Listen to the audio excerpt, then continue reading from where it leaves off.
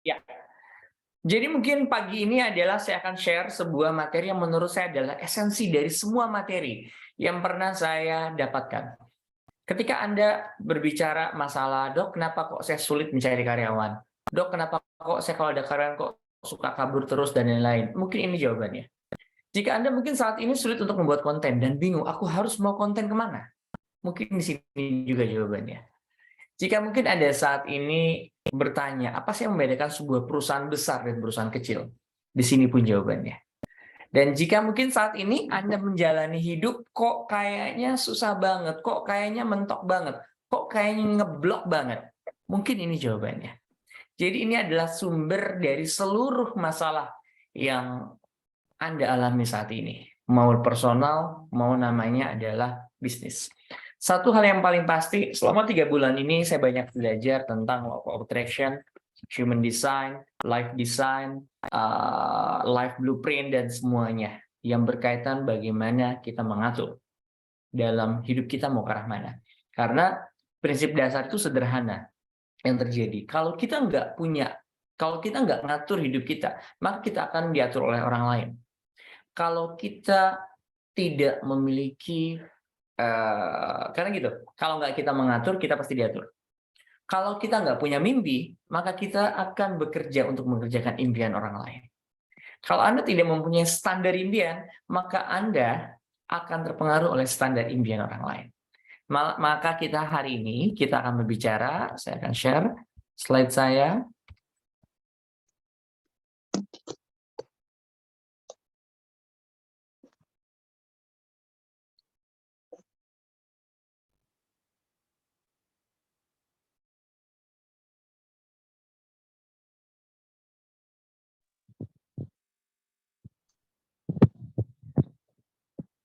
Pagi, Dokter Mets. Halo, pagi. Pagi. Aduh, luar biasa Dokter Mets ini. Oke, Dr. Janet. Aduh, terima Iya, kasih, Dr. Janet. makasih buat seminarnya nih. Kita mau denger-denger nih, mau belajar. Aduh, luar biasa. Beliau salah satu dokter paling senior ya. Beliau Aduh, enggak juga. terima kasih, Ya, Mas silakan Monica. Dokter Mets, luar biasa. Yuk, silakan. Sama-sama. Yuk mau belajar Ini ya.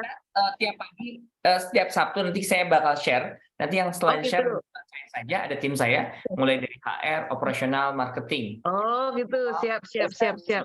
Terima kasih, Dr. Janet. Iya, siap. Makasih udah dijapri nih. Siap, makasih, saya mau nyimak. Iya, Yuk, thank you. silakan lanjut. Iya, makasih. Ya, oke. Saya share dulu. Materi saya tentang apa sih? Adalah tentang life business.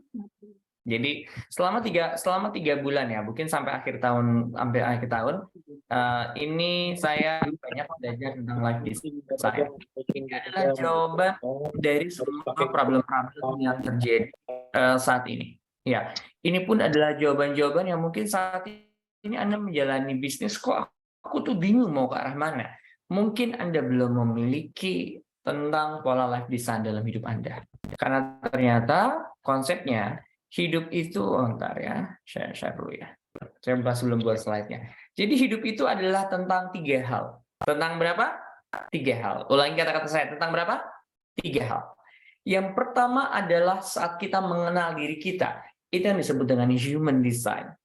Itu yang disebut dengan human design. Kenapa saat seseorang bingung mau buat konten, kenapa seorang bingung pada saat buat personal branding? Karena dia belum mengetahui apa nilai hidup saya. Kalau misalkan ditanya, Mbak Frida itu siapa sih? Jawabannya apa, Mbak Frida? Tes. Saya Kelihatan kamera gimana saya tanya. eh, Kalau ditanya, Mbak Frida itu siapa? Jawabannya apa? saya adalah seorang bidan yang menyukai dunia kecantikan, yang berbisnis kecantikan gitu ya, Dok. Atau gimana tuh? Just it, hanya itu aja. Apa ya? Itu aja kali ya. Kalau lebih ke kata teman-teman dulu sih, lebih dulu yang waktu saya lagi di Krim sebelumnya jadi distributor sih, kata mereka lebih ke leader, lebih motivasi. Cuman ketika saya punya cuma Krim punya apa jadi owner gini nih, saya malah bingung, Dok. kok aduh kayaknya tantangannya tuh besar banget gitu. Jadi kayak malah bingung sendiri. Ternyata nggak semudah itu gitu. Yes. Oke, good, nggak apa-apa. Ya, semoga habis beres kelas saya nggak galau lagi ya. Oke. Jadi banyak orang itu mereka itu apa ya? Misalnya saya adalah seorang dokter saja, saya seorang dokter ini seperti itu ya. Jadi sehingga yang terjadi adalah kita akan menjebak diri kita sendiri, ya kan? Kalau dalam agama saya bahwa kita itu diciptakan ada dua hal. Satu ada tujuan mengapa kita diciptakan, yang kedua adalah di mana kita ditempatkan. Jadi segala sesuatu Mbak Frida mungkin saat sebelumnya sangat besar kan di dunia jaringan sebelumnya. Sekarang harus dari owner harus mulai memikirkan perintilan yang kecil-kecil dari juga A sampai Z, yang jualan juga kadang-kadang kok agak susah nggak kayak sebelumnya. Itu memang juga sebuah ada alasan. Jadi konsep bahagia adalah menggabungkan tiga hal. Satu adalah human design. Human design adalah kita tahu siapa diri kita. Jadi ternyata teorinya adalah 66 hari sebelum kita lahir, blueprint kita itu sudah dibuat. Ya, itu disebut human design. Seperti contoh saya adalah seorang manifestor generator. Itu setiap orang itu sudah punya blueprint, suksesnya adalah seperti ini jalur karpetnya, potensinya adalah di sini dengan seperti ini. Orang kadang sering mengalami kebingungan pada saat dia tidak mengerti dan mengenali siapa diri sebenarnya. Sehingga yang terjadi apa? Sehingga yang terjadi adalah dia mengambil standar-standar di luar dirinya. Yang terjadi adalah kadang kita nggak nyaman, kita nggak enak, lain-lain. Ya, tambahan buat Mbak Iva. Dok, bagaimana cara buat konten? Lihat lagi dirimu. Masuk ke dalam. Bukan hanya tentang konten yang lagi tren, yang lagi apa. Siapa dirimu dan bagaimana kamu ingin dikenal sama dunia. Kebayang ya? Seperti itu. Dan itu nanti kita akan mulai dari value. Salah satu nilai terbesar dalam hidup saya adalah tentang growth, tentang belajar. Dan salah satu passion saya adalah dalam mengajar. Mau saya dibayar atau nggak dibayar, mau 1, 2, 3 orang, 100 orang, 1000 orang, kekuatan saya, energi saya akan sama. Kenapa? Karena saya telah mengetahui siapa diri saya dan apa potensi saya dan mau ngapain. Kebayang ya?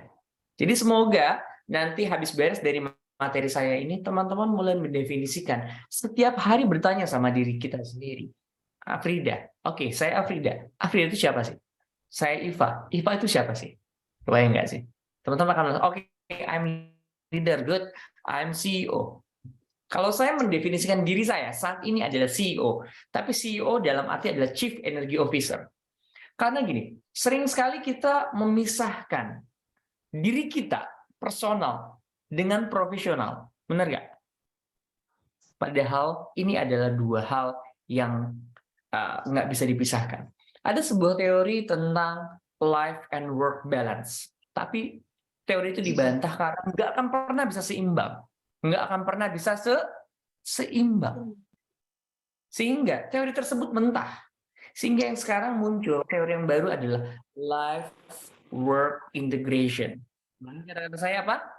Life work integration. Life work integration. Apa artinya? Kita itu menggabungkan peran-peran kita, profesional, bisnis, dan lain-lain gabung. Banyak sekali yang bilang, kalau kita punya karyawan, kamu pisahin dong antara masalah pribadi dan masalah perusahaan. Pertanyaan saya, Mbak Iva, bisa nggak kayak gitu? Agak susah sih, Dok. Tes. Halo, Dok. Dengeran? Oh. Ntar ya. Ntar, aku kayaknya harus pakai sinyal HP deh. Oke. Tes. Kedengeran sekarang? Kedengeran. Oke. Pertanyaan saya sederhana. Bisa antara pekerjaan Bisa. Sinyalnya.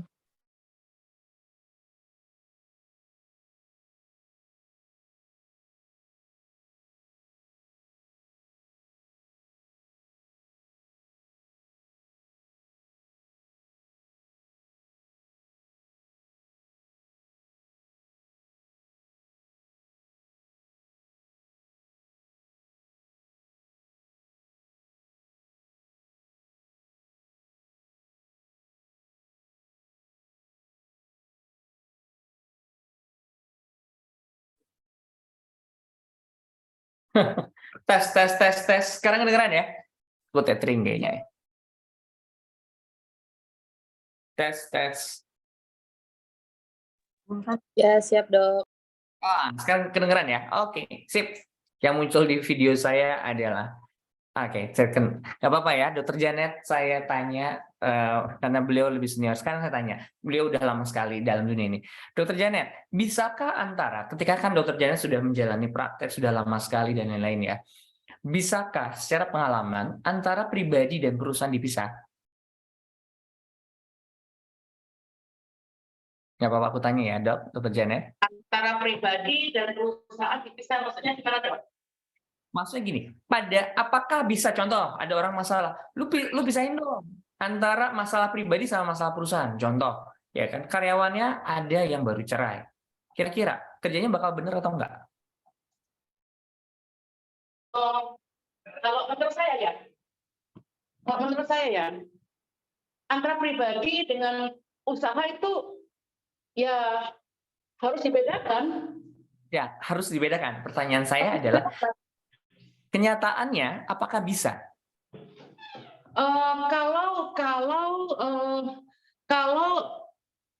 Kalau menurut saya ya harus bisa nggak bisa harus bisa. Ya, oke. Nggak Nggak, bisa sekarang misalnya begini, Dokter Mets misalnya. Betul. Kita marah-marah di rumah, ada masalah di rumah, terus kita bawa ke perusahaan, uring-uringan di perusahaan kan nggak boleh. Betul, memang nggak boleh. Cuma pertanyaannya secara natural dan secara reguler atau secara awamnya, bisa atau enggak? Bukan bisa atau enggak. Rata-rata itu apakah kita bisa pisahkan manusia antara kehidupan pribadi dan kehidupan profesionalnya? Harus dipisahkan. Harus, kalau menurut saya ya, mohon maaf nih, kalau menurut saya betul. harus dipisahkan. Karena Betul sekali. ada masalah apapun pribadi kita, di perusahaan kita harus clear. Demikian juga di perusahaan ada masalah apapun, nggak boleh kita bawa ke dalam keluarga, walaupun secara pribadi pasti kepikiran dong.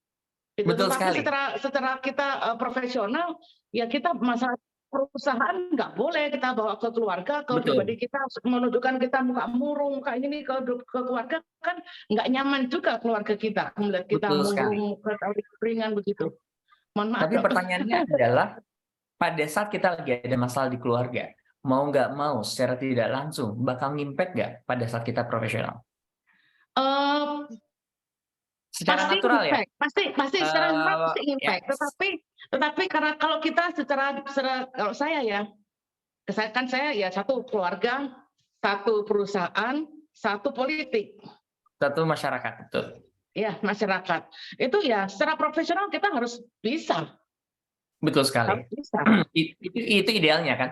Tapi secara naturalnya, secara mau nggak mau akan impactful. Benar kan? Impact sih pasti. Tetapi impact itu nggak boleh terus-terusan. Betul sekali. Karena kita impact itu nggak boleh terus-terusan. Begitu misalnya impact itu nggak boleh terus-terusan ya. Jadi pasti misalnya kita ada masalah pasti kita rehat sedikit, merenung sebentar. Tapi habis itu kita di depan customer kita, di depan masyarakat kita, ya kan, di depan keluarga kita, ya kita nggak bisa dong membawa masalah kita ke dalam mereka. Betul. Kita nggak boleh mencampurkan. Itu bisa nggak bisa? Menurut saya Dok harus bisa. Harus bisa. Kalau kita di pasar kita harus bisa. Iya, itu luar biasa. Ya, mohon maaf. Oke, saya setuju Dok. Jadi saya pun sama. H-2 ayah saya meninggal, saya masih praktek dengan stabil. Tapi yang jadi pertanyaannya adalah, mau nggak mau, manusia itu nggak bisa, mau nggak mau, kita akan terimpact. Hal itu yang terjadi. Kenapa? Bahkan begini Dok, saya pernah ini Dok, karyawan saya menyerang saya secara pribadi dengan menyebarkan isu-isu, gitu, ya kan, menyerang istilahnya menyerang apa tuh namanya?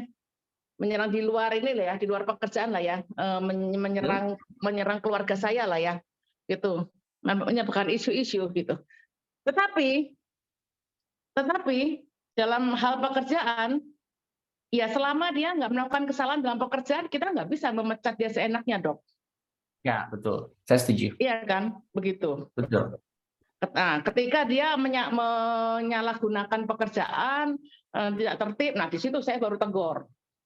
Ya, Tapi setuju ketika saya. dia menyebarkan isu-isu tentang keluarga saya, ya saya secara ini ya dengan anggota keluarga saya itu aja yang dia bermasalah, begitu. Misalnya dengan Betul. anak saya dia bermasalah, gitu kan? Ya dia cukup bermasalah dengan anak saya aja. Selama dia pekerjaan dia ini ya saya harus profesional. Pekerjaannya masih oke, masih on the track ya saya masih bisa pakai dia. Tapi begitu, nah dianya begitu dia tidak bisa melakukan pekerjaan dengan baik, keluar masuk tanpa izin begitu ya saya tegur, dia indisipliner begitu. Ah, betul sekali. Tetapi sayanya ya saya biasa aja dengan dia selama dia bermasalah dengan keluarga saya yang lain, tidak masalah dengan saya, tidak masalah dengan pekerjaan, walaupun masalah dia dengan keluarga saya kan mau nggak mau berimpact dengan saya. Tapi saya dengan dia nggak menunjukkan sikap benci, nggak menunjukkan apa gitu. Sampai karyawan saya sampai lainnya heran, dokter kok bisa ya? Nah itu. Dokter kok bisa ya dengan anak ini kok bisa tetap baik begitu. Sampai seperti itu. Good. Wow, keren banget. Thank you banget Dr. Janet. Nah, itu sebenarnya kalau Dr. Janet itu sudah masuk kepada fase life work integration. Nanti akan saya cerita ya. Seperti itu. Thank you banget Dr. Janet atas share-nya ya. Jadi seperti ini teman-teman. Mau nggak mau secara naturalnya, diri kita tidak bisa dipisahkan. Mau nggak mau ya. Karena saat ada apapun yang terjadi secara pribadi, terkadang akan terbawa impact kepada yang lain. Tapi dalam pekerjaan, kita harus bisa, mau nggak mau, seperti itu. Pertanyaan saya berikutnya adalah, bagaimana caranya? Nah, di sini nanti akan kita bahas. Pada saat kita mulai lebih banyak mengenal tentang diri kita, salah satu fase yang tertinggi adalah fase netral. Fase antara bahagia, senang, sedih, lain-lain, semua biasa aja. Sehingga yang terjadi, ya kan, kita tetap bisa berpikir rasional dalam kondisi apapun. Dr. Janet itu luar biasa sudah sampai fase di sana. Berarti beliau sudah banyak mengenal tentang dirinya dan lain-lain. Di materi saya, kita memang akan banyak bahas ke arah sana karena kita akan berbicara tentang value kehidupan. Yang kedua adalah setelah kita tahu tentang diri kita, yang kedua adalah kita harus bisa membangun namanya life design. Ini adalah fase yang kedua. Seperti saya tadi bilang, ada 3 komponen di dalam hidup kita. Kalau kita tahu, kalau kita mengerti, dan kalau kita bisa mengaplikasikan, disitulah puncak kesuksesan dan kebahagiaan sebenarnya. Ada 3 poin. Yang pertama adalah human design. Kita tahu siapa diri kita. Yang kedua adalah life design. Bagaimana kita mendesain ulang kehidupan kita. Yang terakhir adalah God design. Bahwa segala sesuatu itu sudah Allah ciptakan. Sudah diatur sedemikian rupa oleh oleh Tuhan Yang Maha Esa, itu semua sudah diatur semuanya dengan seperincinya. Pada saat kita mengerti konsep ini, inilah kita nggak akan mudah dalam kondisi stres, kita nggak akan mudah dalam kondisi bingung, ini kita nggak akan mudah dalam kondisi drop. Seperti itu dia. Nah, selama 3 bulan ini saya banyak belajar tentang hal tersebut, dan di pertemuan ini saya akan bahas mulai dari yang paling basic, yang ternyata ini adalah sumber masalah utama dari semuanya. Ini adalah yang membedakan sebuah perusahaan kecil dan perusahaan besar. Kita akan belajar tentang namanya life value. Life design for your own life. Ya. Ini adalah materi saya. Oke. Sampai di hari ini kita akan belajar tentang apa? Kita akan belajar tentang mengapa resolusi banyak yang tidak tercapai. Kenapa sih kita itu sudah buat target, kenapa sih buat seperti ini? Kok nggak kecapai-capai? Yang kedua adalah jika tidak tercapai, apa yang terjadi dalam hidup kita? Dan mengapa life design itu adalah penting? Kemudian kita akan membahas tentang apa sebenarnya life design itu, apa sebenarnya yang terpenting dalam hidup kita, dan bagaimana cara kita membuat life design dan mengaplikasikannya. Teman-teman, bagaimana Anda mengaplikasikan kepada diri Anda sebagai seorang business owner, itu yang terjadi dalam bisnis Anda. Ya, jadi saya sekarang menggunakan konsep namanya Chief Energy Officer. Apa artinya? Seorang business owner, dia itu harus menjadi pusat energi untuk yang lainnya. Chief Energy Officer is not only Chief Executive Officer. Jadi, di mana bahwa omset sebuah perusahaan, ya, kebahagiaan semua satu komunitas itu tergantung dari resultan atau jumlah seluruh energi yang ada, yang Anda pimpin. Kebayang ya? Jadi prinsip dasar adalah semua di dunia ini terbentuk dari materi yang sama. semua terbentuk dari energi. Maka apa yang terjadi di luar sebelumnya terjadi apa yang ada di dalam kita. Ya, jadi kalau kita berbicara tentang fenomena gunung es adalah apa yang terjadi di atas permukaan, itu yang terjadi karena di bawahnya 88%. Ya, karena itu adalah sangat penting bagaimana kita melihat diri kita. Why? Ini adalah hal terpenting dalam memulai. Ya, sekarang kalau saya tanya adalah sebenarnya orang itu yakin apapun agamanya, apapun profesinya, betul atau betul banget, pasti semuanya pengen sukses, semuanya pengen bahagia, dan semuanya pengen bermakna, betul? Apakah ada orang yang dia nggak mau seperti ini? Semuanya adalah seperti ini. Cuma pertanyaannya adalah, apa itu sukses, apa itu bahagia, apa itu bermakna? Nah, ini adalah sebuah penelitian dari Prof. Howard Stevenson tentang hidup yang bermakna. Ternyata pada saat kita punya 4 komponen ini, punya 4 komponen. Satu adalah happiness. Ya, happiness adalah tentang, yang kedua adalah achievement. Ketiga adalah significance, dan yang terakhir adalah tentang legacy. Oke. Ya, kita akan bahas yang pertama adalah tentang happiness.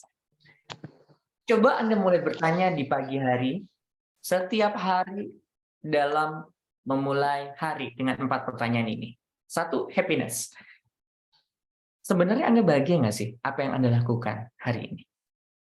Apa yang membuat produktivitas karyawan kita rendah? Apa yang membuat produktivitas kita rendah? Karena kita tidak punya alasan dan kita tidak bahagia dalam yang kita menjalani setiap saat. Misalkan, aduh pusing, aduh kayak begini, tanya, apakah saya bahagia menjalaninya? Ya kan? Orang yang dia bisa bahagia dengan dirinya, terlepas dari result-nya ya, terlepas dari aduh kok omset turun, kok customer turun dan lain-lain. Pada saat dia happy dengan apa yang dia jalani saat ini, ya kan? Kalau dalam bahasa kerennya itu dengan ikigai, hidup dengan penuh makna. Ya kan? Hidup dengan dia happy dengan apapun yang terjadi yang dia lakukan pada saat ini. Suatu saat hidupnya pasti akan bisa melakukan apa yang diinginkan. Kenapa? Karena kita menciptakan frekuensi yang tinggi. Law of attraction, kita akan menarik apa yang akan kita tarik. Jika kita dalam frekuensi yang tinggi, yaitu bahagia, happy, maka kita akan menarik banyak hal dalam kehidupan kita. Ya, jadi untuk tips yang pertama adalah, dok, aduh kok saya susah ya kayak gini. Pertama adalah, berhentilah jadi sutradara, jadilah aktor sesungguhnya. Kita nggak pernah bisa menentukan result kita. Kita nggak akan pernah bisa menentukan bagaimana omset kita harus seperti ini, harus seperti ini. Karena ada God design, ada desain Tuhan kita yang nggak bisa kita ngapa-ngapain. Semuanya sudah diatur. Tapi yang bisa Anda kontrol adalah apa? Satu, apakah saya sudah bahagia di hari ini dengan yang saya jalani? Oke, kalau saya nggak bahagia, kalau saya bahagia, oke. Skala levelnya adalah dari berapa? 5 nih. Oke. Tanya lagi, apa yang kira-kira bisa membuat saya bahagia agar skornya naik nih? Oke, good. Saya mulai mungkin buat kopi dulu. Good, saya mulai, kalau saya sekarang lagi suka nonton Indonesian Idol. Good, apapun. Ya. Ini adalah sangat penting bagaimana Anda memulai hari. Kalau ditanya dan kalau kita bisa memprediksi masa depan adalah bagaimana Anda memulai pagi Anda di pagi ini, setiap pagi. Itulah yang akan menentukan bagaimana 24 jam keseharian Anda. Karena ketika satu, contoh ya, kemarin saya ketemu ya pas aku mau sign tanda tangan sama marketing saya, dia mau ngebantuin saya I.O. buat acara. Itu waktu ketemu, itu dia marah-marah besar jam 11 siang. Yang terjadi adalah dari jam 11 siang tersebut, sore, macet di Jakarta, semuanya narik hal yang buruk. Oke, aku bilang, lu kenapa? Oke, kayak gitu sudah yuk, lewat telepon. Aku terapi lewat telepon, aku menggunakan teknik grounded dan lain-lain. Setelah energinya oke, saat dia pulang, jalanannya nggak macet, ya kan? Klien yang sebelumnya nggak kayak ini juga mulai menghubunginya lagi, dan semua everything is very easy. So, ya kan? Ketika Anda memulai hidup, kalau kalian gini, bisnis Anda tergantung diri Anda. Bagaimana Anda akan bisa membangun energi Anda itu harus lebih besar lagi. Maka pertanyaan pertama di pagi adalah, apakah saya bahagia menjalani hari ini? Jika saya masih belum, oke, cari apa yang bisa membuat saya bahagia. Yang kedua adalah, orang itu akan bermakna pada saat dia bisa mengachieve sesuatu. Achievement. Targetnya sekian, Anda tercapai, dan lain-lain. Nah, untuk orang-orang yang achievement di sini adalah, ketika terlalu over, yang terjadi adalah kalau targetnya nggak kecapai, terus gue gimana gitu kan? Nah, jangan sampai kita masuk namanya lingkaran toxic motivity. Artinya adalah sebuah racun.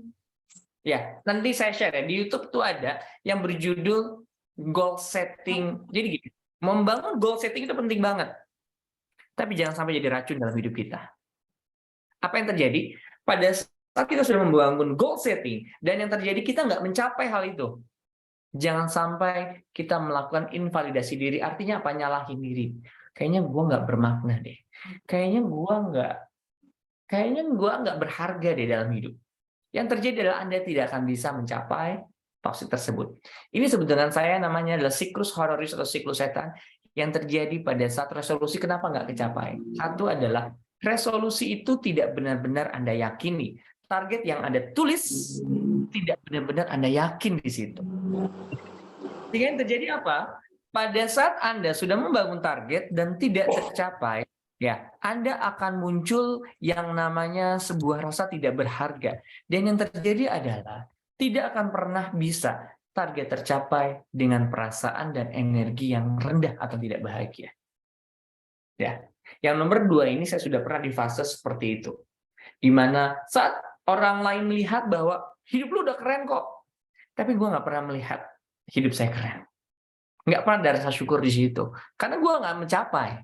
Bayang ya? Yang terjadi adalah dengan membawa perasaan seperti itu, kita nggak pernah bisa sanggup mencapai hal berikutnya lagi. Kita nggak pernah bisa sanggup mencapai hal berikutnya lagi. Yang terjadi itu adalah seperti siklus lingkaran setan. Yang terjadi adalah apa? Yang terjadi kita nggak pernah bisa mencapai hal tersebut. Maka kenapa? Terkadang resolusi nggak pernah tercapai. Karena kita membawa kegagalan target kita, energi yang rendah untuk bisa ngejar target yang berikutnya. Kebayang ya? So, harus dimulai dari awal. Happiness, orang achievement. Dan yang ketiga adalah hidup yang bermakna berdasarkan riset dari Prof. Howard Stevenson adalah saat orang sudah bisa merasa signifikan. Apa arti signifikan? Bermanfaat. Oh, aku udah buat klinik kecantikan, ternyata aku udah bisa menyerap tenaga kerja, dan lain-lain. Hidup adalah bukan tentang hanya uang. Hidup adalah tentang makna. Hidup adalah tentang manfaat. Seberapa manfaat Anda? Seperti contoh, saat ini saya lagi membangun namanya CEO Trend. Jadi itu adalah fokus untuk para business owner, ada UMKM, ada apa. Saya biasa buat pengajian ya, setiap hari Rebo, kalau nggak di hari Jumat.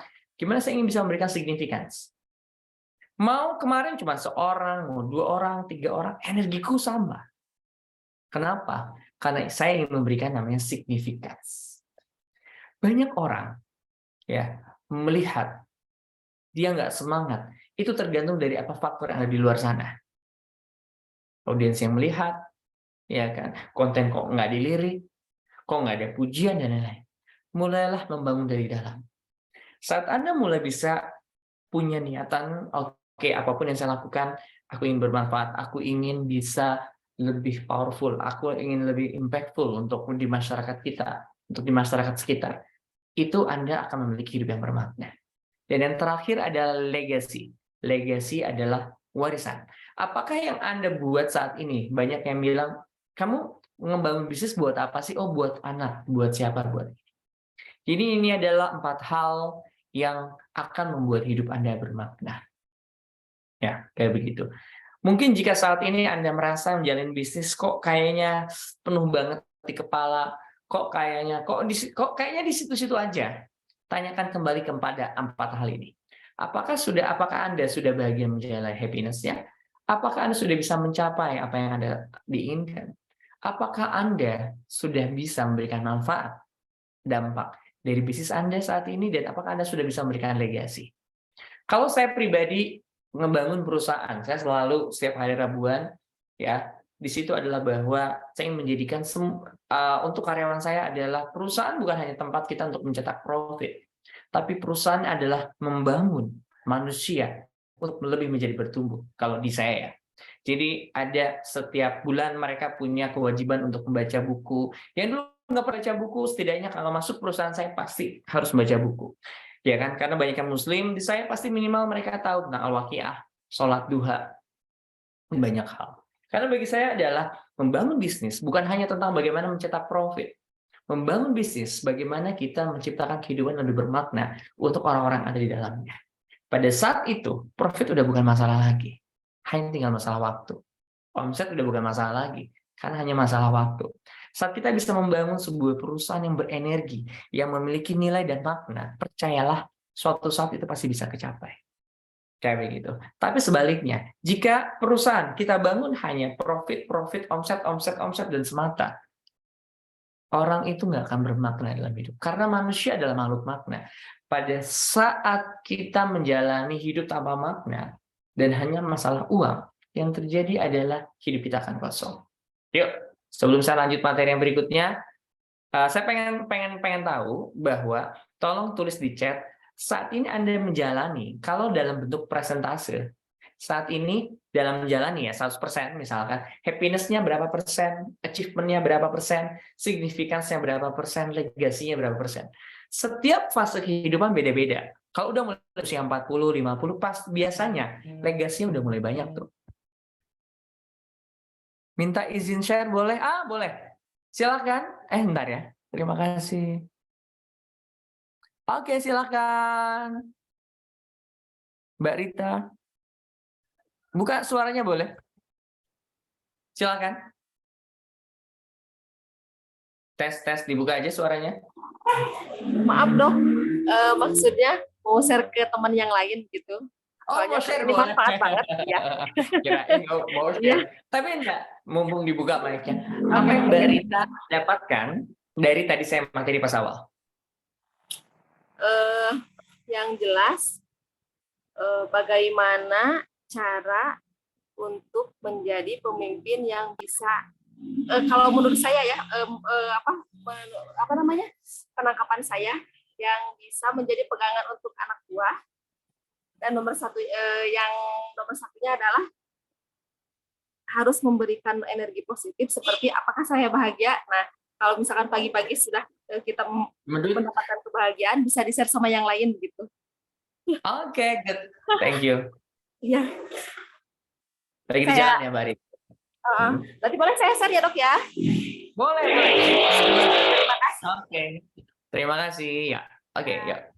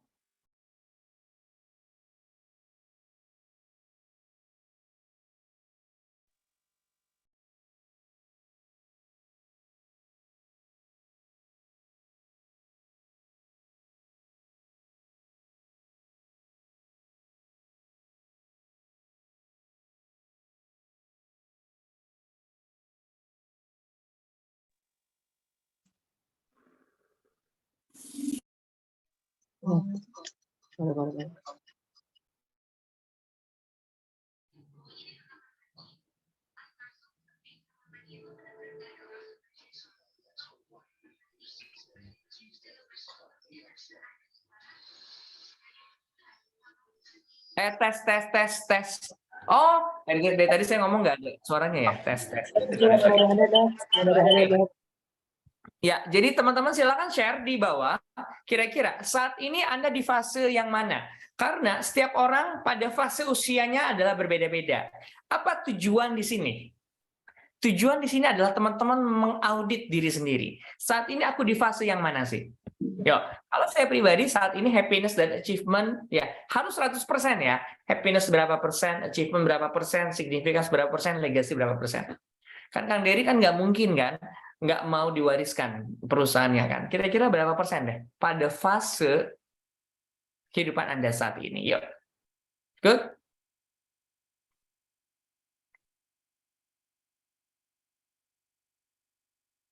Oke.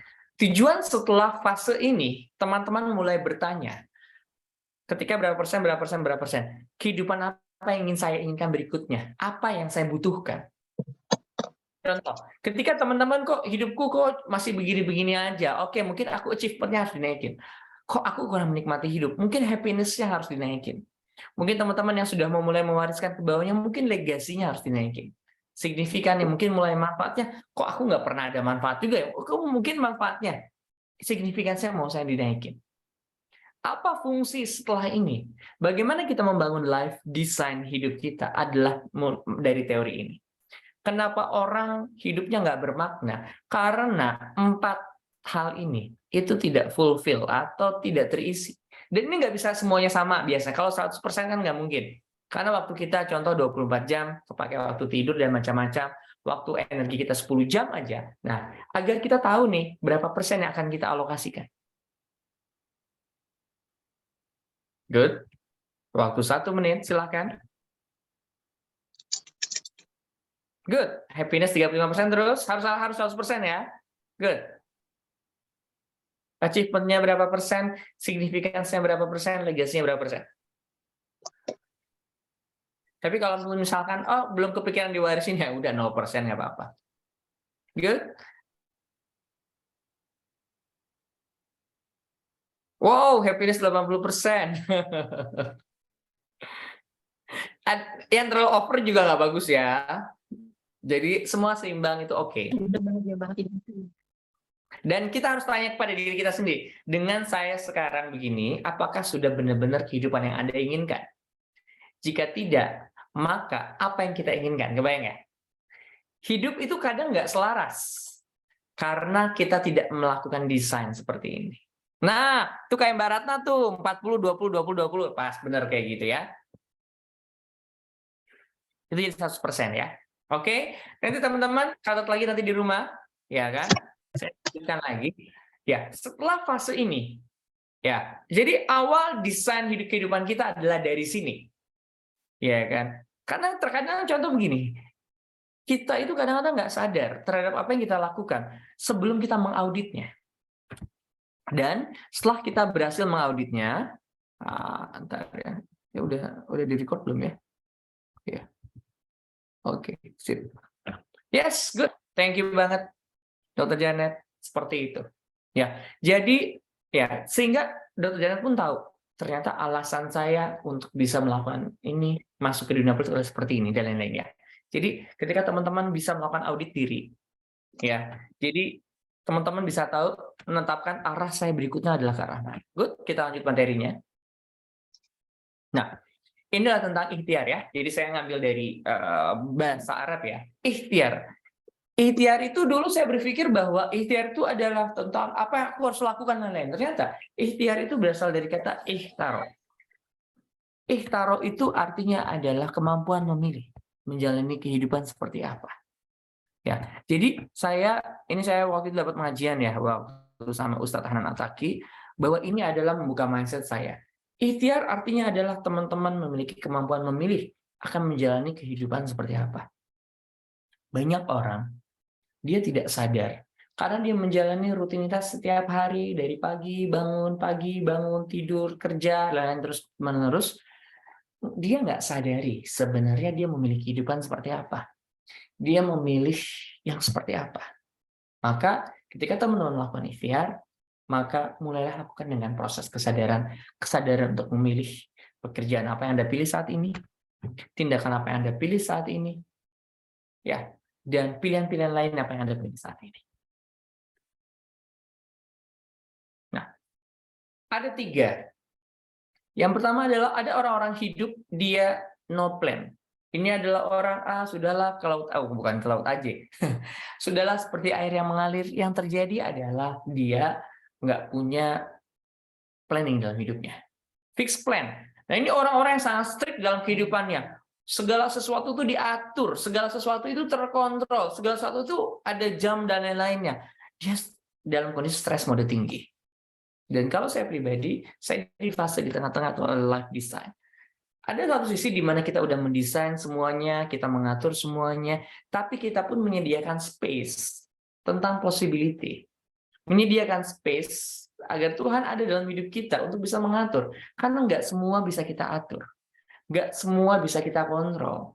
Dan tidak semua seakan sesuai dengan prediksi kita. Nah, itulah kan yang disebut dengan life design. Nah, manfaat life blueprint adalah menentukan arah, menjadi motivasi, dan kita itu bisa stabil persistensi dalam mencapai apa yang sudah kita tetapkan. Mengapa? Kok kadang-kadang target yang sudah kita tetapkan kok nggak tercapai, kok jadi malas, jadi mundur? Karena kita tidak memiliki life blueprint. Nah, life blueprint itu ada 3. Ya, life blueprint itu ada 3. Oke, ada gada-gada di slide. Life blueprint itu ada 3. Yang pertama adalah value atau nilai dalam kehidupan Anda. Di fase ini mungkin kita baru di fase sampai akhir Zoom, kita bagaimana menemukan nilai dalam kehidupan kita. Yang kedua adalah tentang purpose. Apa tujuan hidup Anda? Yang ketiga adalah mission. Apa misi dalam hidup Anda? Ya kan? Di Zoom sampai akhir ini, kita hanya berbicara tentang value, yang step yang pertama. Ya, seperti itu. Kenapa panjang? Saya pribadi ini 2 hari biasanya. Hampir 10 jam kalau workshop saya. Enggak, bukan happiness tidak berlebihan. Nggak ada yang nggak boleh, tapi biasanya semuanya seimbang. Contoh ya, beberapa case yang terjadi adalah yang dia happiness terlalu berlebihan, achievement-nya nggak ada. Dia nggak mencapai target terus. Dia nggak punya etos kerja. Seperti itu. Ya, jadi ketika happiness yang berlebihan banget nih, tapi nggak ada achievement-nya, dia nggak bisa mencapai sesuatu. Jadi yang bagus itu biasanya seimbang, tapi nanti tergantung fasenya. Contoh, lagi fase nih, lagi mau kita growth-nya tinggi, berarti aku achievement-nya digedein. Tapi di sini nggak ada yang benar, nggak ada yang salah ya. Semua kan balik lagi kepada diri Anda. Anda mau menciptakan hidup yang seperti apa? Balik lagi. Jadi ada 3 hal yang dibahas tentang life blueprint. Pertama, kita belajar tentang value-nya. Jadi di hari ini sampai akhir Zoom, kita menentukan apa value kehidupan kita. Yang kedua adalah mission. Bagaimana kita menjalani, apa misi kehidupan kita? Setelah kita tahu nilai kita tuh apa? Setelah kita tahu potensi kita apa? Kita tuh mau apa sih di hidup ini? Yang ketiga adalah purpose, tujuan hidupnya. Tujuan hidup adalah kita mau apa? Mission, bagaimana cara kita mencapainya. Ya, jadi di situ adalah life blueprint. Setelah ini beres, baru deh kita membangun life design. Kehidupan apa yang kita inginkan, ya kan? Kalau klinik punya klinik yang seperti apa? Kehidupan keluarga yang seperti apa? Yang terjadi adalah pada saat kita tidak memiliki life blueprint seperti ini, kita akan menjalani hidup hanya aktivitas, daily activity sehari-hari, ya gitu-gitu aja. Yang terjadi adalah hidup yang kering, hidup yang tanpa makna. Oke, lanjut lagi ya. Yuk, kita bagaimana menemukan hal yang paling penting dalam hidup kita. Oke, karena seperti ini. Jika kita tidak tercapai tujuan cita-cita, bagaimana bila ini tidak tercapai? Inilah makanya yang disebut sama saya adalah dengan toxic goal motivity atau toxic motivity, di mana pada saat kita tidak bisa mencapai goals kita, yang terjadi adalah kita merasa tidak berharga, kita tidak merasa tidak bernilai, kita merasa tidak berenergi. Yang terjadi kita nggak pernah bisa mencapai goals atau tujuan kita. Ya, yang paling penting dalam hidup kita, nih dari materi yang saya dapatkan adalah saat kita bisa hidup selaras dengan value kita. Apa value itu? Value itu adalah nilai. Nah, hidup yang selaras adalah hidup yang bahagia dan bermakna adalah saat dalam kehidupan dan aktivitas sehari-hari, kita itu menjalani hidup dengan makna dan dengan value yang kita jalani setiap hari. Contoh, Benjamin Franklin, mulai usia 22 tahun, ya, dia itu sudah menetapkan value dalam hidupnya. Ada 12 value yang akan ia hidupkan dalam kehidupannya. Kesederhanaan, diam, keteraturan, resolusi hidup, hemat, industri. Industri itu adalah produktif. Ketulusan, keadilan, pertengahan, kebersihan, ketenangan, dan kesucian. Dan bayangkan teman-teman, dari usia 22 tahun sampai usia 78 tahun, setiap hari secara konsisten, Benjamin Franklin mengevaluasi, mengedit setiap hari value dalam kehidupannya. Contoh, ada 12 value, contoh kesederhanaan ya, atau misalkan tadi tentang dia industri artinya produktif. Oke, di minggu ini saya akan fokus mulai mengevaluasi 3 value dalam hidup saya, produktif. Oke, apa aja sih yang sudah saya tingkatkan produktivitas saya saat ini? Kalau misalkan dari skala 1 sampai 10 di hari ini, saya itu di angka berapa? Kalau 12 setiap hari kita evaluasi bingung. Biasanya sarannya 3. 3 per minggu, 3 per hari. Ya, nanti sebelum ini secara praktisnya ya. Nanti kita akan mulai bagaimana cara mencari value-nya ya. Jadi yang paling pertama adalah ketika dia menjalani sehari-hari, ketika dia menjalani dan mengevaluasi setiap hari, pada saat dia membangun jurnal, membuat jurnal, pada saat dia mulai mengevaluasi dirinya, dia mulai tahu, oh, aku hari ini nggak nyaman mungkin karena ada value saya yang seperti ini. Ya, yang terjadi adalah pada saat kita nggak tahu value diri kita adalah seperti apa, yang terjadi adalah kadang-kadang kita konflik yang nggak jelas, yang tidak berujung. Karena ingat, ketika pas ditanya, misalkan Mbak Musdalifah, saya tanya, nilai ke dalam kehidupan kamu apa sih? Kita nggak tahu. Tapi saya yakin, secara tidak langsung dan tidak sadar, pasti kita bawa value itu dalam kehidupan kita. Itu mungkin kalau enggak. Tapi masalahnya, saat kita tidak menyadari, terkadang nilai kehidupan itu berasal dari Instagram, media sosial, orang lain, mungkin orang tua, yang kita kadang-kadang nggak ngerti sebenarnya apa nilai kehidupan kita. Nanti kita akan bahas ya.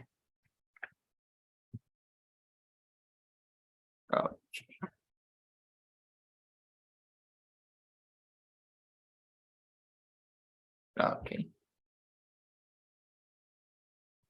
Nah, sekarang saya akan bantu teman-teman. Nah, ini dia ya. Jadi, kalau yang mau bagus life design adalah tentang ini, life value, life purpose, life mission, sehingga teman-teman tahu apa passion Anda, sehingga Anda bisa menentukan kehidupan apa yang Anda dambakan, lalu apa sih untuk mencapainya. Ini sebenarnya adalah modul full workshop saya, jadi saya akan bahas cuplik saja. Yang pertama adalah, yuk saya bantu teman-teman untuk membantu menemukan apa yang paling penting dalam bagaimana menemukan value.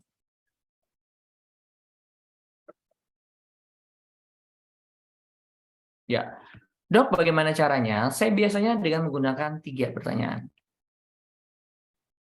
Kalau teman-teman, apa yang paling penting dalam hidup Anda?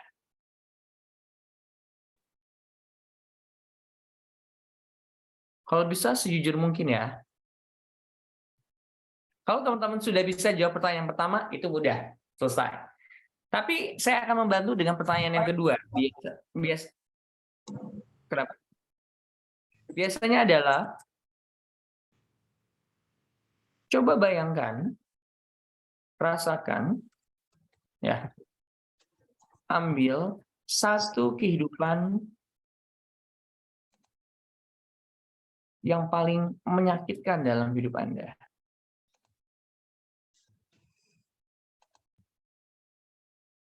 Sadari, sebenarnya nilai apa yang Anda pertahankan. Yuk, kita mulai. Bagaimana menemukan value dalam hidup Anda? Yang pertama adalah ketika Anda bisa bertanya apa yang paling penting dalam hidup Anda. Contoh, keluarga. Mungkin ada nilai family dalam hidup Anda. Tapi teman-teman harus bisa mendefinisikan kembali. Nilai keluarga bagi satu orang mungkin bisa berbeda. Bahkan buat suami istri sendiri pun nilainya pun bisa berbeda. Banyak orang, ya, kita itu mengalami konflik karena kita tidak bisa mendefinisikan dengan jelas. Yang terjadi, kita menimbulkan konflik tidak jelas. Contoh, sama-sama punya nilai keluarga. Contoh, nilai kasih sayang atau nilai perhatian. Perhatian bagi seorang si istri adalah kalau misalkan ditanya, kalau misalkan ada sebuah dalam bentuk tindakan, ada sebuah dalam bentuk segala sesuatu bentuk hadiah, tapi perhatian, nilai perhatian bagi si suaminya adalah pada saat si istrinya itu mengerti dia kalau lagi kerja, mengerti kalau dia bantuin dong kalau kerja dan lain-lain. Kira-kira kalau tidak didefinisikan, bakal ribut nggak? Bakal ribut. Sama halnya dengan Anda di kehidupan di profesional ataupun di bisnis Anda. Kadang kalau kita tidak mendefinisikan value dengan jelas, terkadang inilah yang sering mengakibatkan keributan. Seperti itu. Yang kedua, Ambil satu kehidupan yang paling menyakitkan dalam hidup Anda, sadari sebenarnya nilai apa yang Anda pertahankan. Contoh, ya. Oke, sambil habis ini nanti saya mau bertanya kepada teman-teman ya. Contoh, ada sebuah kejadian yang saya waktu itu sangat sampai sekarang masih terpukul dan memang, saya melihat bahwa 10 tahun yang lalu berarti saat saya terjebak hutang ratusan juta rupiah. Saya nggak masuk rumah sakit sama sekali. Saya nggak kerja di orang lain. Saya tetap memulai dengan entrepreneur, dengan kondisi yang lagi minus, lagi macam-macam semuanya. Ya, itu kondisi yang paling menyakitkan saya. Aku bertanya pada diriku sendiri, sebenarnya apa yang aku pertahankan? Ternyata ada nilai otoritas. Ya, value dalam hidup saya ternyata yang paling tinggi adalah otoritas atau otonomi. Bagaimana saya dapat mampu menentukan tentang kreativitas, saya nggak mau diatur-atur oleh orang lain, saya mampu menemukan kebebasan dalam berekspresi, dalam tindakan, dalam kreativitas, walaupun dalam kondisi saat itu adalah paling berat dalam hidup saya, seperti itu. Berarti ada nilai otonomi di saya. Oke, sampai sini ada pertanyaan? Ya, kita akan latihan sampai 10 menit sebelum kita closing sampai 10.30. Ada yang mau saya bantu? Silakan boleh buka kameranya biar saya tanya untuk membantu teman-teman latihan. Ayo. Siapa yang mau dibantu?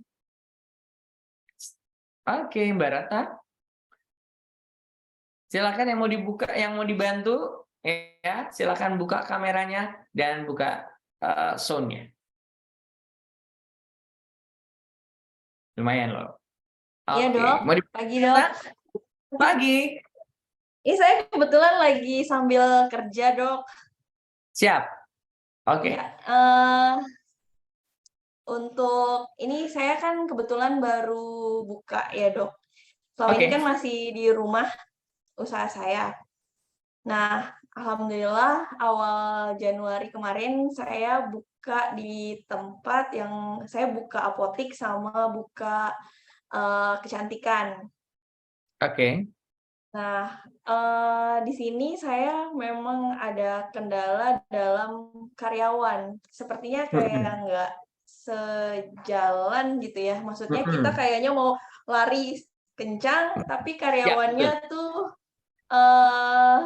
jalan di tempat gitu. Oke. Dan di sini kan tadi kita sebagai owner harus bisa memberikan motivasi atau semangat buat mereka juga sama-sama maju bareng-bareng gitu. Cuman di sini kayaknya orang bukan punya kita, mungkin dia berpikirnya seperti itu gitu. Jadi ya udah ininya aja, sebisanya mereka aja, nggak mau kayak kita kan, ayo kita semangat nih, kita mau ada. Jadi saya mau bikin kayak datang ke acara PKK atau pertemuan di kelurahan, kecamatan gitu untuk memperkenalkan produk kita gitu sama Bu Lurah, Bu Camat gitu. Cuman kayaknya tuh anak buahnya kayak tidak berenergi. Iya gitu. Jadi saya yang maju. Mbak Ratna sendiri berenergi atau enggak? Iya, sayanya semangat 45 jadi saya yang maju gitu. Jadi cuman kok kayaknya anak buahnya malah loyo gitu. Oke, siap. Sip. Nah, sekarang kita bahas. Oke. Sekarang saya tanya, tadi katanya nggak sejalan sama karyawan. Pertanyaan saya sederhana. Jalan yang menurut Mbak Ratna baik atau bagaimana? Nilai apa sih yang sebenarnya harusnya sejalan sama Mbak Ratna? Apakah Mbak Ratna sendiri sudah bisa mendefinisikan dengan jelas? Sama-sama. Maksud saya tuh kita, karena kita kan posisinya masih baru ya, Dok ya. Betul sekali. Mungkin kita semangat untuk ayo gimana nih supaya bukan menambah sih, kalau pemasukan kan udah nanti secara lambat laun juga pasti kan banyak yang kenal, pasti bakalan datang. Cuma maksud saya gimana caranya untuk memperkenalkan produk kita gitu ke orang. Jadi maksud saya tuh kan saya bikin kayak leaflet, ayo di depan kasih leaflet atau gimana. Iya, jadi tunggu instruksi dulu gitu baru dikerjakan ya, gitu. Padahal nggak perlu khawatir Mbak Ratna, itu semua terjadi pada di semua karyawan, terjadi juga di saya. Oke. Jadi kalau misalkan karyawannya semangat, dia mungkin jadi business owner, bukan jadi karyawan lagi ya, Mbak Ratna. Jadi pertama gini, Prinsip dasar yang pertama adalah seorang karyawan tidak pernah loyal kepada perusahaan. Dia hanya akan loyal kepada dirinya sendiri. Ya, benar. Bagaimana agar dia loyal kepada perusahaan? Pada saat perusahaannya bisa membantu dia untuk bisa mencapai tujuan dalam hidupnya. Oke, Mbak Ratna? Pada saat seseorang tidak bergerak untuk mengejar sesuatu, karena dia tidak punya alasan untuk mengejar sesuatu hal tersebut. Mbak Ratna pernah nanya ke karyawannya, sebenarnya kamu kerja untuk apa? Nah, kebetulan karyawan saya ada yang sambil kuliah. Jadi perawat sambil kuliah, dia kerja buat ya nambah uang jajan, biar bilangnya sih ya tambah pengalaman tuh. Ya, itulah Nah, wajar. karena mereka masih pada muda, Dok. Nah, tadi Iya, betul. hubungan dengan intern, masalah intern, kebawa nggak kita dalam pekerjaan? Nah, mereka tuh kalau lagi putus cinta, nah itu kebawa di dalam. Iya, nah jadi kadang kalau ada pasien nggak mood gitu. Oke, sip. Jadi yang pertama adalah sebelum keluar, Mbak Ratna sendiri harus menetapkan apa value atau nilai dalam kehidupan Mbak Ratna sendiri. Sekarang saya tanya, balik lagi ke materi ya, biar nggak terlalu jauh ya, nanti baru saya sambungin. Mbak Ratna sudah punya value dalam kehidupan Mbak Ratna?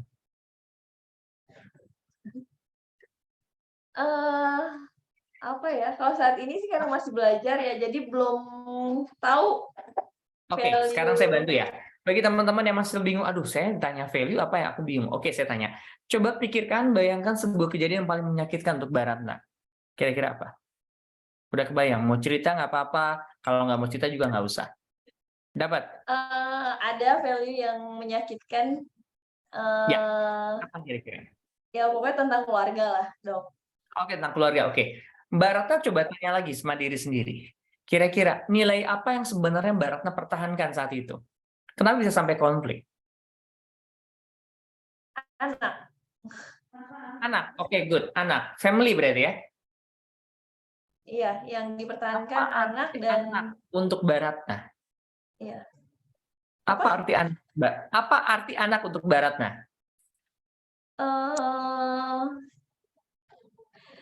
Sumber kekuatan saya, terus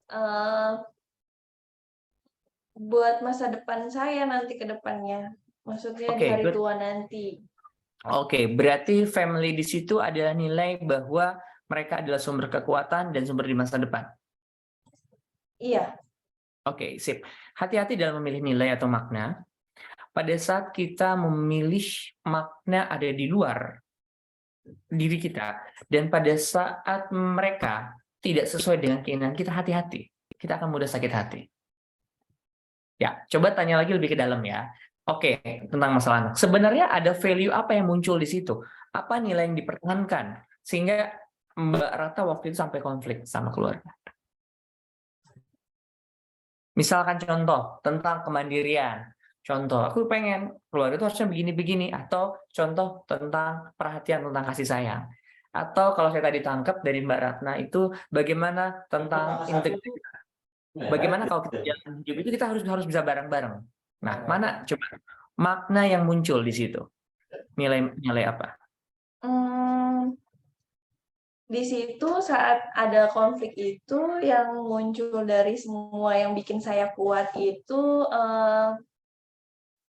saya harus maju dan saya harus survive, bisa mandiri untuk diri saya sendiri. Tadi kan? Yes, betul saya tangkap. Berarti ada value mandiri dan ada value struggle kan?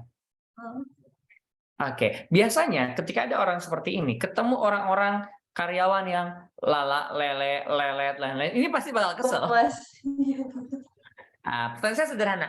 Saat waktu rekrut, dari awal sudah jelas belum? Apa yang Anda suka, apa yang tidak suka?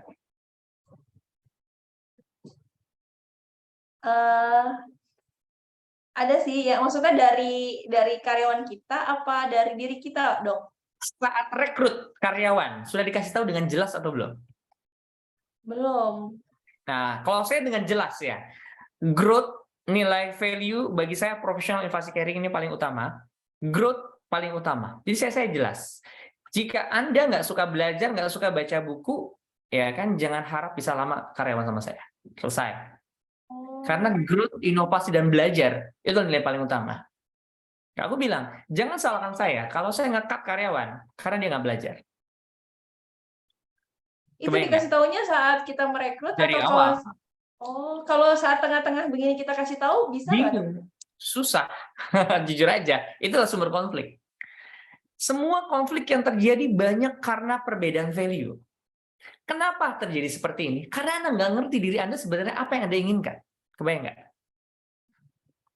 Saat Anda masih belum jelas apa yang benar-benar Anda paling penting dalam hidup Anda, inilah sumber masalah utama semuanya. Jangan salahkan mereka, karena kita sebagai leader dari awal nggak menetapkan hal tersebut dengan jelas. Dok, bagaimana kalau sudah berjalan? Kayak saya waktu itu baru tahu tahun ke-5, tahun ke-6. Ya kan? Yang terjadi adalah saya ngebangun sistem juicer. Saya deklarasikan nilai-nilai penting dalam perusahaan seperti apa. Dan saya jelaskan, karyawan yang akan jalan seperti ini, kalian nggak jalan seperti ini. Silakan, itu ada pilihan. Suaranya siapa ya? Kayak gitu. Itu kalau udah di jalan tengah. Inilah pentingnya value dalam kehidupan kita, yang nanti kita bisa aplikasikan satu, dalam rekrut karyawan. Anda dengan sangat jelas, Anda tahu, apa value dalam hidup Anda dan bisnis Anda. Orang-orang yang tidak masuk value ini, nggak usah direkrut. Kedua, dalam aplikasi finance, saat Anda bisa menetapkan growth adalah yang utama, kayak saya, maka prioritas utama pasti pelatihan jadi prioritas paling utama. Dalam marketing dan sales, bagaimana proses pengembangan sales dan marketing Anda? Itu saya pasti value growth dan nilai pembelajaran. Itu yang paling utama. Seperti itu. Yang terjadi adalah, kenapa nggak sejalan? Prinsip yang pertama, karena Anda nggak ngerti jalan yang Anda tempuh itu apa. Bagaimana mungkin bisa sejalan? Benar nggak? Ya, dalam John C. Maxwell, itu definisi who's the leader. The leader is man who knows the way. Apakah Anda sudah tahu jalan yang benar-benar ingin Anda tempuh? Ya kan? Dia sangat jelas dan dideklarasikan. Kedua, the man who shows the way. Apakah Anda sudah benar-benar menunjukkan jalannya itu mau kayak gimana? Ya, kasih tahu. Kita nggak, saat ini kita masih belum sejalan, ya kan? Yuk kita selaraskan. Jalanku adalah begini. Saya mau tanya, jalanmu kayak gimana? Bagaimana menurutmu seperti ini? Yuk kita kolaborasikan. Anda harus bisa menunjukkan jalannya. And the man who leads the way. Sampai saat ini, walaupun saya udah punya marketing ke bawah, lain-lain. Saya kalau ada event, presentasi, saya akan tunjukkan bagaimana jalannya. Pagi ini habis beres ini, saya ke videographer, ke ads. Saya tunjukkan bagaimana jalannya. And I lead the way. Kayak gitu, bayang ya? Jadi, ini juga mungkin buat yang lain. Ketika aku udah buat sesuatu, tapi kok nggak jalan sampai belakang? Karena Anda cuma tahu doang. But you not shows the way. Anda mungkin belum menunjukkan jalannya, caranya seperti apa. Dan yang terakhir adalah, you must lead the way. Karyawan itu nggak mungkin jalan otomatis. Dan ingat, karyawan nggak pernah loyal kepada perusahaan. Karyawan hanya akan loyal kepada dirinya sendiri sampai perusahaan itu membangun dirinya, itu bisa bermanfaat untuk dirinya sendiri. Kebayang ya? Iya. Seperti itu. Bagaimana cara bawanya yang sebelumnya lang-lang-lengle masih kayak tanya, kamu mau kehidupan kamu seperti ini terus. Bagaimana kalau perusahaan ini maju, kehidupan pun akan maju. Kamu ceritakan. Ya kan? Baratna harus show the way. Tunjukin bagaimana kalau kliniknya udah mulai maju, mulai seperti ini. Kayak gitu. Orang nggak bergerak cuma satu. Dia nggak punya alasan untuk kejar. Dia nggak punya reason atau alasan. Oke? Sampai sini? Ya, Dok. Terima kasih, Dok. Ini tanya, perjelas value dalam kehidupan Baratna itu apa? Dan definisikan. Ingat, nilai contoh value kekeluargaan. Harus jelas kekeluargaan itu apa? Secara definisi kalimat. Contoh, otonomi adalah nilai terbesar bagi saya. Otonomi adalah kebebasan dalam memilih tindakan, memilih inspirasi, dan kebebasan untuk menentukan apa yang menjadi skala prioritas di dalam hidupnya. Dalam otonomi pun juga memberikan kebebasan untuk subordinatnya di dalam koridor-koridor yang sudah ditetapkan. Artinya, dalam kehidupan sehari-hari, dalam kehidupan profesional dan bisnis, ya kan, saya bisa menetapkan hal itu. Tapi saya pun menetapkan koridor. Ada hal yang mereka punya otonomi, ada hal yang tidak punya otonomi. Ya, di saya sudah ada 3 fase. Fase merah, fase hijau, fase kuning. Kalau fase hijau aku masih santai. Tapi udah fase merah, itu saya pasti sudah jadi otoriter. Dan saya jelas, seorang leader harus menjadi 3 fase. Ada saatnya dia otoriter. Ada saatnya dia demokratis, ada saatnya dia apatis. Seorang leader harus bisa menjadi apapun yang dibutuhkan oleh subordinatnya. Untuk orang jadi pemimpinnya. Begitu dia. Oke? Ya. Terima kasih, Dok. Sama-sama. Penjelasannya saya jadi gamblang ya. Jadi apa yang bisa saya lakuin nanti untuk karyawan saya? Iya. Harus jelas ya, jangan ragu-ragu ya. Karena jujur, banyak banget yang ragu-ragu. Apa ya? Aku juga nggak tahu ya, wajar. Wajar kita nggak sejalan, karena nggak tahu. Iya, Dok. Ya. Terima kasih banyak, Dok. Oke, silakan yang lain. Ada waktu 2 menit. Atau mungkin bisa share apa yang teman-teman dapatkan di hari ini.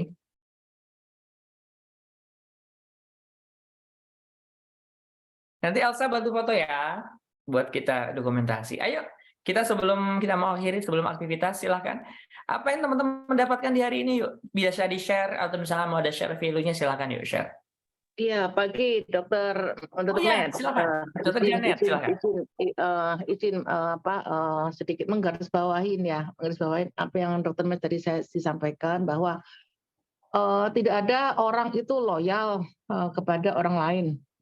Tidak ada Betul. orang itu loyal kepada perusahaan. Mereka itu loyal pada dirinya sendiri. Itu kan ya. Nah, Betul sekali. itu saya sangat setuju. Karena ya itulah yang kita hadapkan di di lingkungan lah ya, baik di lingkungan perusahaan, apalagi di lingkungan politik, begitu. Nah, terkait dengan tadi pertanyaan tadi, gitu kan, masalah karyawan, ya saya rasa di mana-mana perusahaan itu selalu bermasalah dengan karyawannya. Begitu. Karena tadi saya setuju sekali dengan Dr. Med bahwa ya memang kita harus jelas dari awal, begitu. Ya kan, harus jelas dari awal job desk-nya dan sebagainya, begitu kan. Salah satunya itu kontrak kerja itu paling penting. Betul sekali. Kontraknya harus jelas. Apa tugas dia, ya kan? Apa tugas dia itu harus jelas. Apa target-target kinerja dia, dan apa yang dia dapatkan ketika dia mencapai target itu. Seperti itu. Mungkin yang bisa saya bagikan untuk si Mbak yang barusan bertanya itu. Jadi seperti itu. Tentunya kalau dengan target dan achievement tadi ya, target, kemudian bonus yang dia dapat, tentunya dia itu akan memicu dia untuk mengejar. Nah, sekali lagi, bagaimana orang itu bisa semangat mengejar atau tidak semangat mengejar, orang yang berbeda, kita kasih target yang kurang lebih sama, tapi pencapaian mereka atau kinerja mereka bisa berbeda.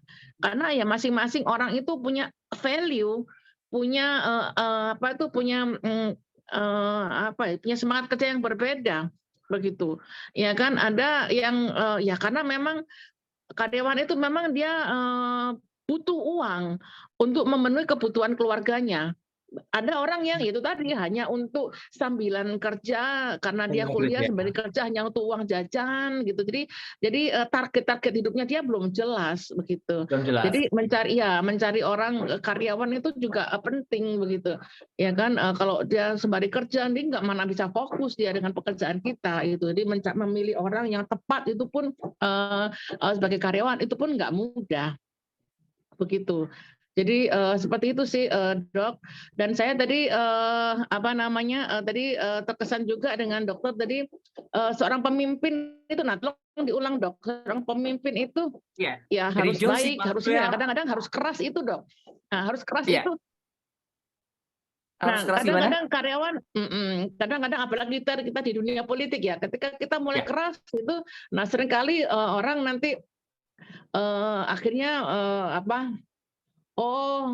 pemimpinnya misalnya apalagi seperti saya, Dok, ya kan, misalnya karyawan saya yang tadi saya katakan tadi itu, ya kan, karyawan saya memfitnah keluarga saya, begitu kan.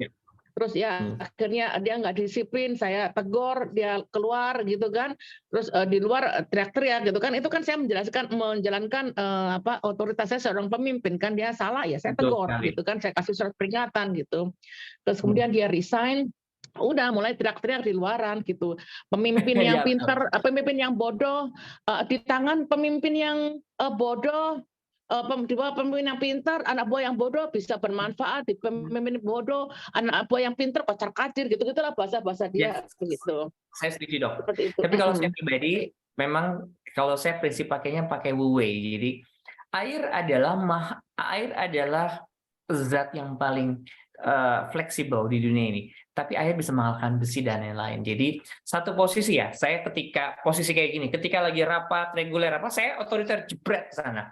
Tapi ada satu sih di mana saya harus melihat dulu sebenarnya alasan dia seperti apa sih, ada pendekatan. Jadi memang ya itulah, kita prinsip adaptable, aku pakai prinsip Wu Wei dan Tai Chi ya kalau dalam ilmu itu. Jadi memang itulah, kita kan simultan ya. Dalam satu diri pemimpin bahwa kita itu bisa sangat keras, bisa sangat lembut, bisa pun juga sangat apatis. Aku tergantung fase orangnya tersebut. Ya, betul. Cuman kadang-kadang kalau kita sudah mulai bersikap keras itu kadang-kadang itu tadi mulai fitnah dan sebagainya. Itu Dok, wajar, apa-apa. Thank you banget Dokter Janet atas waktunya. Semoga dapat sesuatu. Sama-sama, kita tutup juga dengan ucapan alhamdulillah alamin. Yuk kita buka dulu yuk fotonya. Ya. Oke, sambil saya nanti memberikan kesimpulan. Oke, teman-teman. Jadi sekarang saya ulangi lagi. Oke, terima kasih semuanya kepada teman-teman semua. Saya coba buat kesimpulan dulu. Pertama adalah value adalah yang menggerakkan semuanya. Jadi pada saat teman-teman sudah bisa mendefinisikan dengan value ini, bagaimana aplikasinya kepada personal? Teman-teman bisa mendefinisikan dengan jelas ketika ada konflik, ketika kita mau maju kemana, kita bisa mendefinisikan dengan jelas. Kita mau ke arah mana dan apa yang kita perjuangkan. Kalau kita berkaitan sama bisnis, berkaitan sama HRD, kita dengan jelas sama karyawan. Kita udah tahu, kita mau kemana, kita apa yang suka dan nggak suka. Untuk operasional, untuk finance, kita tahu. Saat value kita tahunya apa. Kita bakal bisa mengarahkan dengan arah yang jelas. Ingat teman-teman, perusahaan itu kayak kapal. Kalau arahnya nggak jelas, miring ke kanan, miring ke kiri, teman-teman nggak pernah mencapai tujuan tertentu. Kita ini adalah sebagai aktor. Kita nggak pernah tahu ujung kapal kita kemana. Cuman satu hal yang bisa kita lakukan apa? Arah kita harus jelas. Itulah pentingnya value dalam kehidupan kita. Semoga bermanfaat. Yuk kita mulai foto dulu. Yuk. Oke, Elsa bisa bantu fotonya. Yuk, yang bisa buka kamera, buka kamera. Kita mulai. Saya lagi berantakan ini masih, Dok. Ya, wow, tetap cantik. Waduh, cantik. Thank you. 1, 2. Bentar. Yang kamera siapa? Bentar. 1, 2, 3. Oke, thank you banget semuanya. Terima kasih, semoga bermanfaat. Ini akan terjadi, nanti kita akan share semua bidang, ada sales, marketing, kita akan selang-seling nanti ya. Thank you, terima kasih. Assalamualaikum warahmatullahi wabarakatuh. Semoga bermanfaat.